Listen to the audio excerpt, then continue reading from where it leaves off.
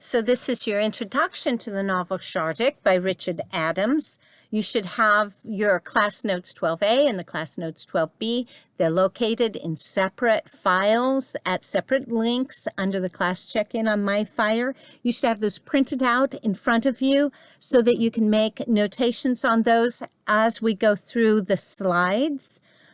If you do not have access to a printer, that's okay. Then make sure you have those files open in adjacent windows to this PowerPoint as we go through it, so you can make the appropriate and relevant notes on notebook paper. So this is class notes 12. It's going to, for today, we're going to cover chapters 9, 12, 13, 14, Chapter 41 and chapters 43 and 44 from the book Shardik. Now, this is really presenting you with backstory. The assigned reading really begins with chapter 48. These are available as audio files and in PDF files, so you can read along as you listen to it. You can listen to it, and then you can go back to the PDF files and reference those for doing the exercise for Journal 12. However you do it is fine by me, but you should be paying particular attention, and you should begin here with this PowerPoint presentation and your class notes. So you should have class notes 12A beside you as we go through the next couple of slides. We're going to look at the main characters, the major characters in Shardik. This is a map of the setting of Shardik. It is the Beklan Empire. Bekla here in the center is the capital city. So when you think of Bekla, you should think of Rome. And I will explain why I say that in a moment. But you can think of Bekla, Rome, Beklan Empire, Roman Empire. Up here at the very top of the screen, you see this island of Ortelga. So Ortelga, I want you to think Judea, when you see Ortelga, okay? Far from the center of Bekla, a remote primitive people, a remote primitive place. Next to the island of Ortelga, you see the smaller island of Quiso. So when you think Quiso, when you read Quiso, you should think temple. You should think the temple in Jerusalem. Okay, having said that, let's look at these characters. So the main character of Shardik is the title character. Shardik, he's a bear. He's not just an ordinary bear. This is a huge bear. He's a giant bear. He's the biggest bear anyone has ever seen. And he's also a bear that, while fully bear, is also fully God. Now that should clue you in on something. You're going to say, okay, Dr. Graves, does that mean that if Bekla is Rome and Ortelga is Judea and Quiso is the temple, Herod's temple, the temple in Jerusalem at the time of Christ's coming, does that mean that Shardik is a Christ figure? Well, yes and no. Adams is not writing an allegory here. We are not in Narnia, and Shardik is definitely not Aslan. Now, Adams has created a story in which it's very Christian. He's a Christian. This is a Christian worldview. It's a Christian message. And he's writing predominantly, his message is directed towards a Christian audience, to you and me, to believers.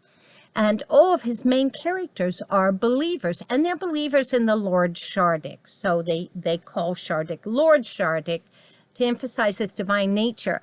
But Shardik, it's not quite the same. There isn't this exact one-to-one correspondence. But whether we're talking about Bekla being like Rome, or Ortelga being like Judea, or Quiso being like the temple, or Shardik being like Jesus Christ, what Adams is trying to do is recreate a world in which we can have a fresh encounter with the fundamentals of our faith. He wants to move us into a place where all of our theological terms, all of our theological ideas that we are so comfortable with, they are, to go back to Milton, head knowledge and not really experiential knowledge. And he wants us to confront those in a fresh way. And he does this by creating this story where there are all of these echoes and these similarities and these dynamics between the characters and the events of Shardik and the characters and events of the Bible. But it is not as simple as a one-to-one correspondence. You're going to find some stuff in the way they worship Shardik that's going to bother you. And Adams intentionally wants that. He wants you to be uncomfortable here because he wants you to look at your faith and think about your faith and think about Jesus Christ and think about his death and his resurrection, and think about the first apostles and the first converts to the faith in a fresh way. So Shardik is this bear. He is recognized as the messenger of God. He's called the power of God. So for the Otalgans, the people of that little island I pointed out to you, Shardik is the embodiment of the power of God. He's a physical manifestation, the material representation of God's supreme, superior, spiritual, supernatural, eternal power. And he's called the power of God. Our protagonist is really this character, Kelderek. Sometimes his neighbors poke fun of him by calling him Kelderek Zenzuata. Zenzuata, then they laugh and say, means play with the children. So he's considered by some a simpleton. He is a simple man. He's in his early 20s. He's a hunter. That's his job for the island of Ortelga. He's part of this group of people. He inherited the position from his father. He learned his craft from his father. He is an orphan. His parents are both dead. And so he goes off hunting. He lives he's a bit of a loner because of his profession. And he supplies food for the tables of the Ortelgans and pelts and other artifacts, animal artifacts, for trade to generate income for the islanders.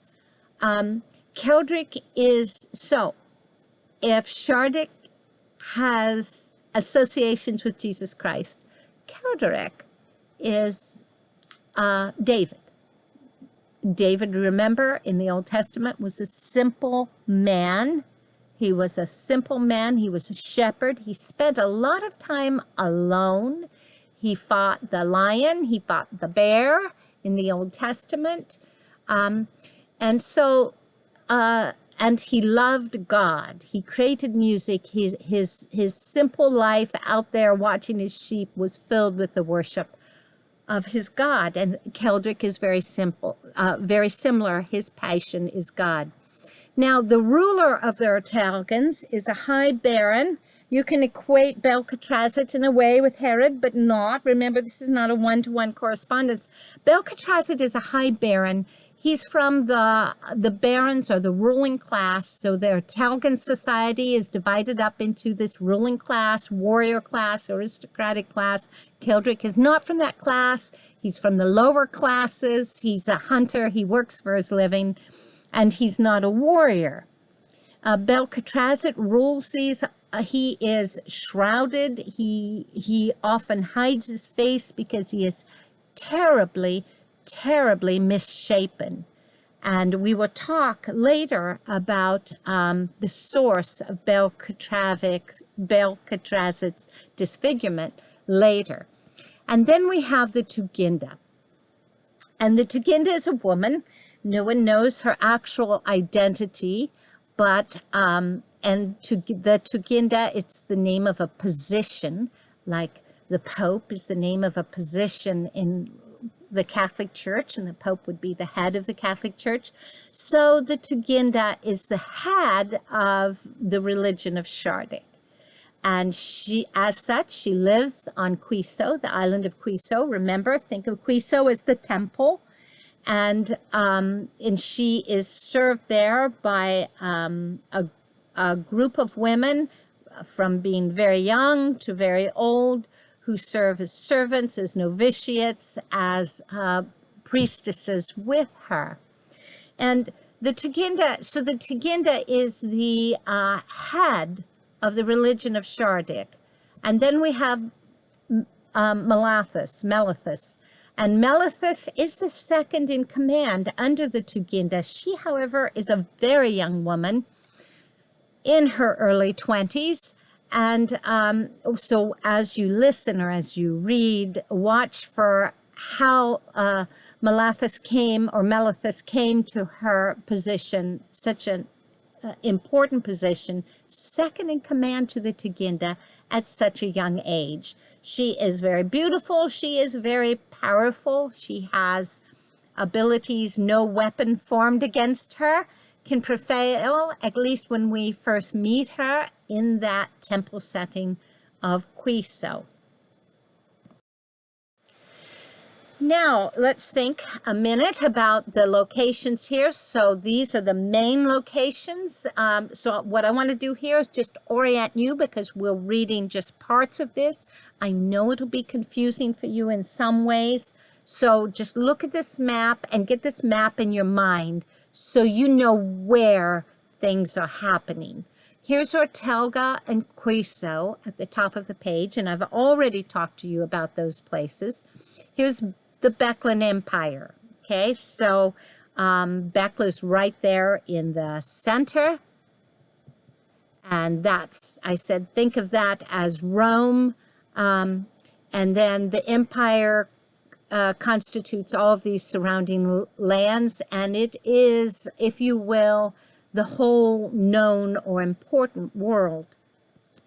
And then our action really centers around this little area, backwaters of the Beklan Empire. It's called the Transvraco. The Vraco is a river. You can see it here. It forms the border of this area. It's an incrossable river, except for this one location. And then these mountains at the top. So this little area is completely sealed off. It has, there's no way to make a living there. There's no way to make a trade. It's a very poor land. It is a place where convicts go to in the world of Bekla. When little children misbehave, their mothers will threaten them and say, you'll end up in Zare. And Zare here and Lak are the only two real settlements in this area, the Transvraco. And most of our action is going to occur within this one little area. Now, let's think about how the plot happens here. So you should have at this point class notes 12B.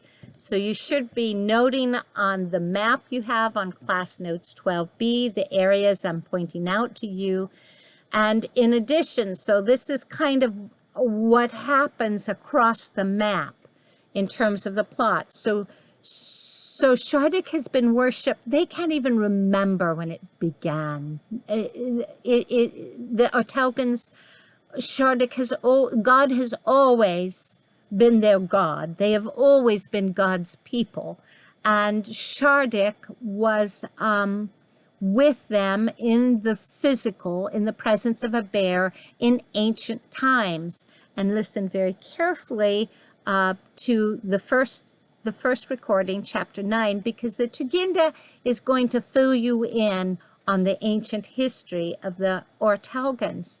But there's been no Shardik for thousands of years. And the priesthood, the priestesses have kept going from generation to generation.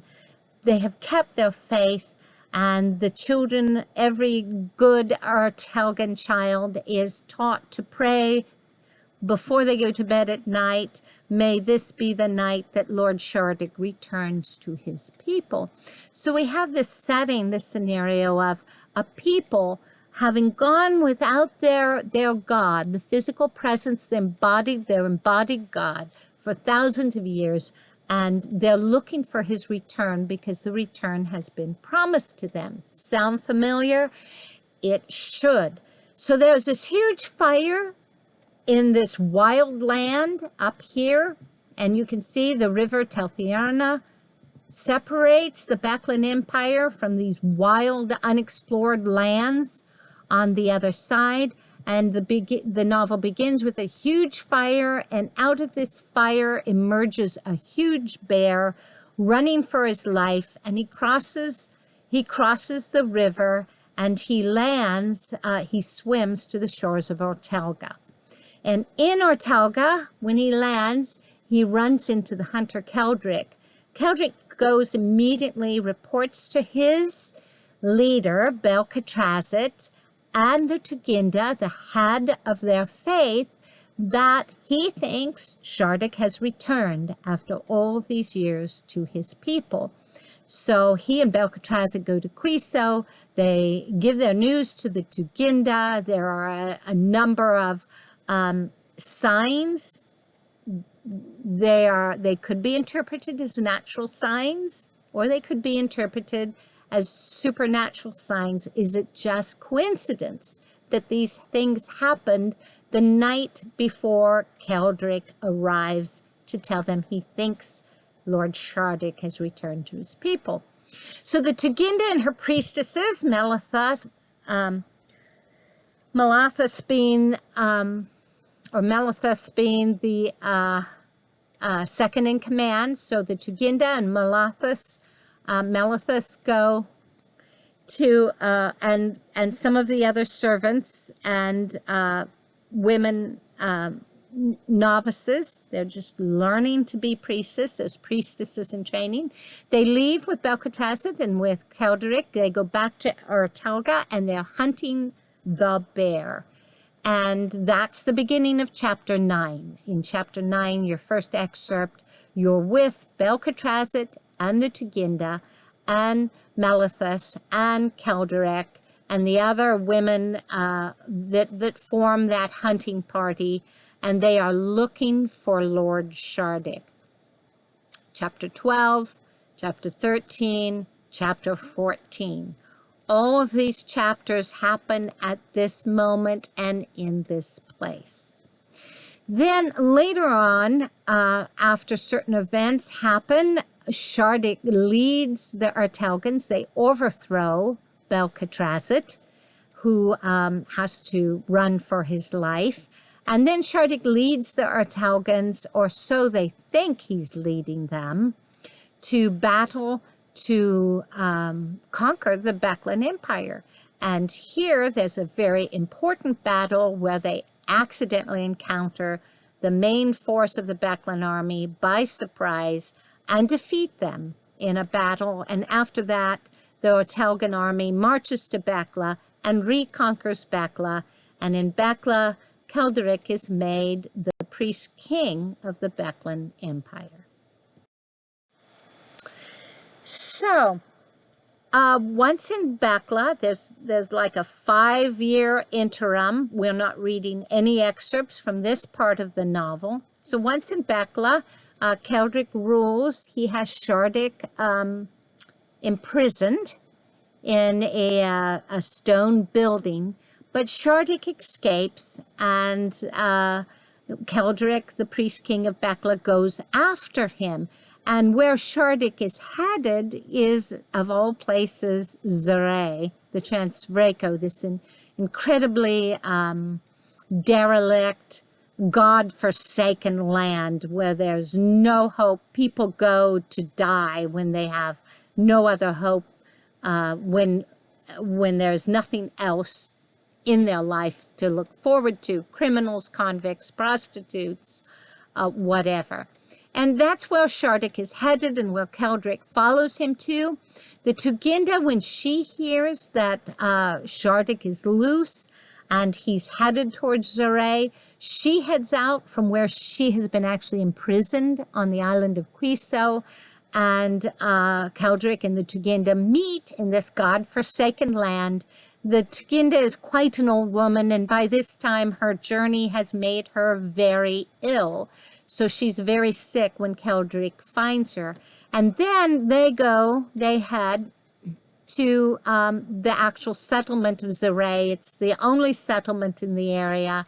And there they meet the priestess Melithus.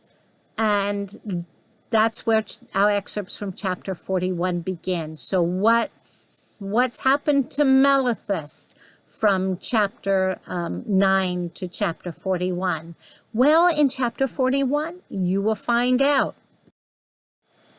So go again, class notes to 12B, and you should have a diagram like this. This is a plot diagram. And our incentive moment. So let's just quickly run through what is happening so you can figure out what's going on. You have the big picture as you listen to these excerpts. The incentive moment is the fire. It's the fire that chases Shardik out of the Wired Lands and swimming across to the island of Ortelga. And so Shardik swims to Ortelga. This is the rising action. Shardik saves Keldric. Keldric is about to be killed by a leopard that's also running from the fire and is enraged, wild from the flames. But Shardik kills the leopard and saves Keldric's life. Keldric tracks Shardik for the Tuginda, and Belcatrazit is with him. Melithus, we're going to see, she's going to turn coward, and she's going to run. Belcatrazit, as we've already mentioned, is going to be overthrown as the High Baron of Ortelga. The Tuginda is going to be imprisoned on Quiso shortly afterwards. The Ortelgans are going to conquer Bekla. Keldric is going to be made the priest king of Bekla. The Yeldashe, they're the people that live on the southern part of the kingdom. They rebel against the Ortelgans. And listen carefully, why do the Yeldashe rebel? It's a very key point for Richard Adams and for the message he is trying to give us through this novel. Shardik escapes, and Shardik leads Keldric and the Tuginda to Zeray. And let's go back to class notes 12A and finish up with a couple of characters you see there at the bottom of your class notes. One is Ancre. So Ancre was the High Baron, was Belcatrazit's right-hand man, and when Belcatrazit is overthrown as the High Baron, Ancre goes with him. Elaroth, see these, the southern part, Sarkid, he is called the Ban of Sarkid, so he is actually the like a duke or an earl, the aristocratic ruler of this area of the Baklan Empire. Yelda is right next to it. And then here is those southern provinces, areas that go into rebellion against the Ortelgans in Bekla. So the action from chapter 41 through to the end of the book takes place in this larger context of a rebellion led by the leader of the Yeldashe, Santilar Cutlass, and Elaroth, the Ban of Sarkid, is his second in command, is one of his generals, and they're leading this rebellion against the Ortelgans. So Keldric is their sworn enemy, and they are the enemies of Keldric and the bear Shardik. So this covers our notes for today. Please go straight to the audio recordings and begin listening with chapter 9 to the story of Shardik.